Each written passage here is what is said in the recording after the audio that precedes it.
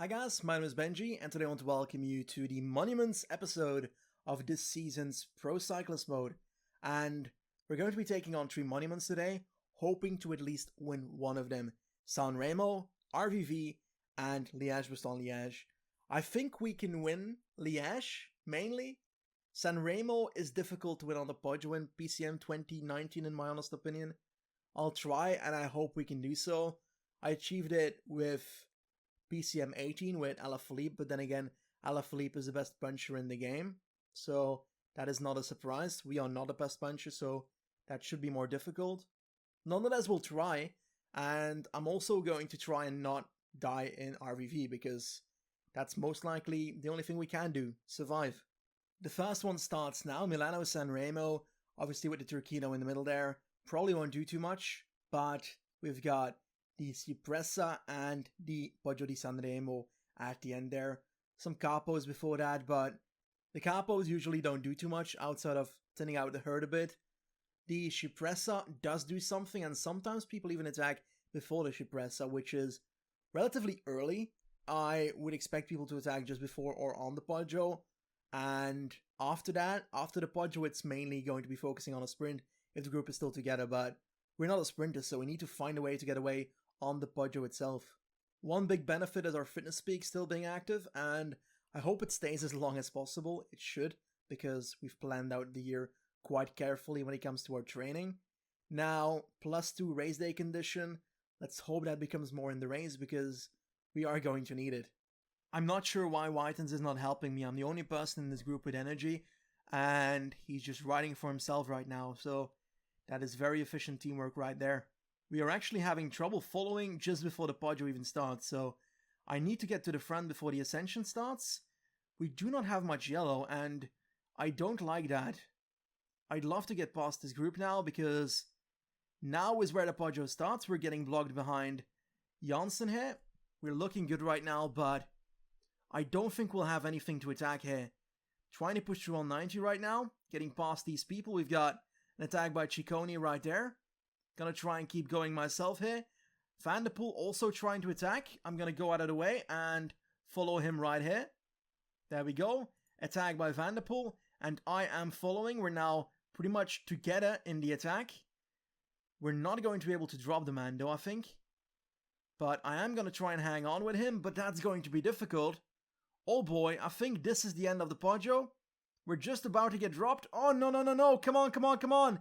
No, hang on, man, hang on. Okay, we've got his wheel. Oh, we're gonna do our best here, but I'm not sure what I can do.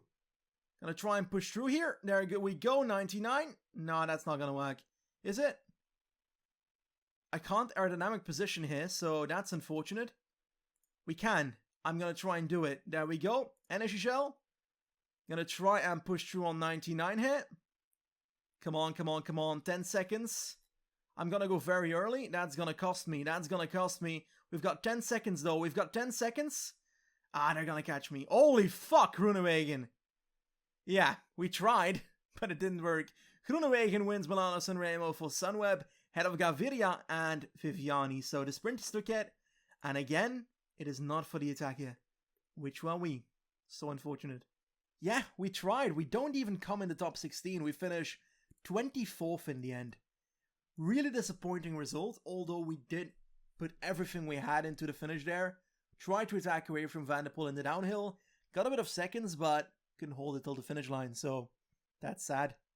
Next up is our train wreck. I don't expect to do much here, but I'm gonna give it a try, because why not?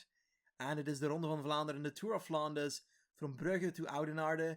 258 kilometers, plenty of cobble sections, and plenty of hills. The hills is something I can survive, the cobbles probably not so much, and we've actually got a team goal to come fast here, but the major objective of the sponsor probably will fail, considering our best rider has 66 cobble in our selection. That is an interesting move by the team. There we go, first time out of Quaremont. Let's see if we can remotely survive this first time going over it. Oh my god, this is hurting. We're getting blocked everywhere. This guy Flores is going 0k an hour. We're actually not doing too bad, so I'm gonna try and stick myself in this group and hope that we can survive this first out of Quaremont at least, but we're not really going too fast, I can tell you that. Okay, 5 seconds later we're in A3. Okay, well, that's one way to start RVV. There we go, we're back in the peloton. We've gotten half our yellow left after the first cobble section, but my team did well with bringing me back, but this shows that it's going to be really difficult to do well here.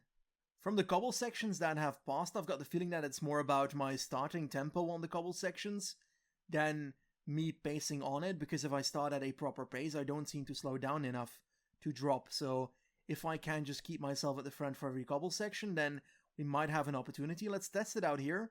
Hopefully not getting blocked, otherwise it won't work. There we go. We start off pretty nicely, and as you can see, we're not going too slow. Obviously, if Van Aert goes, I think he's gonna go faster, but we're clearly not going too bad right now, and if I maintain position, this is where I start to lose positions. Ballestraat is coming up. I'm gonna try and get through on the right. That did not work out, and because of getting blocked, we lost our tempo and we can't speed up, and we've got a crash right there. Someone just died, and we're gonna try and get... Oh, it was Van Aert. Damn, man. It's Van Aert. We're gonna have to go 99 to do our best to stick ourselves to the back of this front group, because this Ballestraat is actually killing us. Our positioning, at least. Come on, man. Don't get blocked, get through. We're gonna be in a group behind. I can feel it already, but we can do our best to stick ourselves in this group and come back.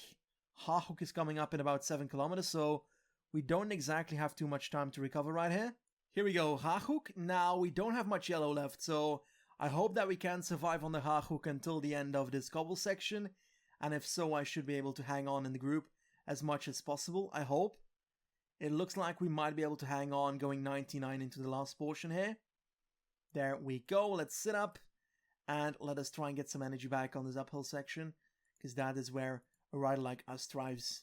This is a pretty steep one, Canarieberg coming up, so let's try and at least get into a good position, but we should not spend too much energy here, so let's hope pacing 60 can keep us in the group at the front, but it looks like it's working, so I'll just keep this up and try and regenerate a bit before we start that next Oude Quaremont, because that is where we dropped the first time around. Here we go, Oude Quaremont coming up. We've got Bettiol moving up for Androni. It's so weird to see him in that team, but he's working for his teammate Nasenens again. That's such a cobble team now. We go to the right, and this is where it starts, I think. We've got a move by Van Gistel. I'm trying to keep up a tempo just before the Oude Quaremont already, but it's already hurting. Henri's kind of blocking us, damn it. And it ruins everything, kinda. Let's go 99 now to try and survive till the end of the Oude Quaremont, because I'm afraid that this might be the end of our route here. I think this might be the end of our RVV. We are literally riding 6k an hour right now. 6 kilometers an hour. That is our speed on the Oude Quaremont. And this is where our race ends. Sure, we got murdered, but I did enjoy it, so I guess that's something. We finished in the top 90, so... Oh, never mind, that's Izagirre. We finished not in the top 100. 111th, that's actually a pretty cool number. In the group with Van Tomme, Van den Berg, Prales, Lammertink and so forth. So, pretty solid result, I guess. 2 people at a time. And Flores, the guy that was standing still on the first ascension of the Oude Quaremont, he's lost. Liège-Bastogne-Liège, the last opportunity for this playthrough to get a monument victory. I don't think it will be easy, because this is not the variant on the Côte d'Or. We've got the variant of the Rochefoucauld leading into a flat ending in Liège. So most likely, I would personally guess this would be a bit of a reduced bunch sprinting for it, but we will try and get away on the Rochefoucauld if possible. And if so, we're going to try and hold it till the end, but I'm afraid it might be a bit too far from the finish line to actually do that. When it comes to our manager, our objective here is actually not that impressive. We need to get into the top 20. I'm pretty sure I can get into the top 10, to be honest, so I'm mainly aiming for that. Our biggest downfall is our stamina with 71 on the day, so that is not good enough to do these kind of races at full force, but we'll do our best and see what we can do. It is looking like a very hard race, though. We're lucky that Hardy's in the breakaway, otherwise I would not have anyone remotely close to me when it comes to helpers, so he's the only one I have left, and hope he gets caught soon and I can get him to protect me. Outside of that, it's a real massacre. 29 people left in the running, all the rest is dropped. Oof, Julien Alaphilippe is down, and Gilbert as well, and some Harris guy that I don't know.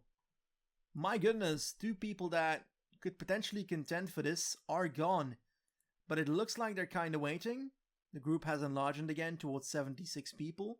So that 29 from earlier has been gone already. I'd love to get some water after the Maquillard here. That would be perfect. But I'm most likely going to try and get a bit more to the front first because, again, my positioning is not ideal. This is where I want to be ready, so let's try and move up now because La Redoute is coming in about 1 kilometer. And I need to move up a bit more. There we go. This is a very narrow climb, so that's why I want to move up. And it's also very steep.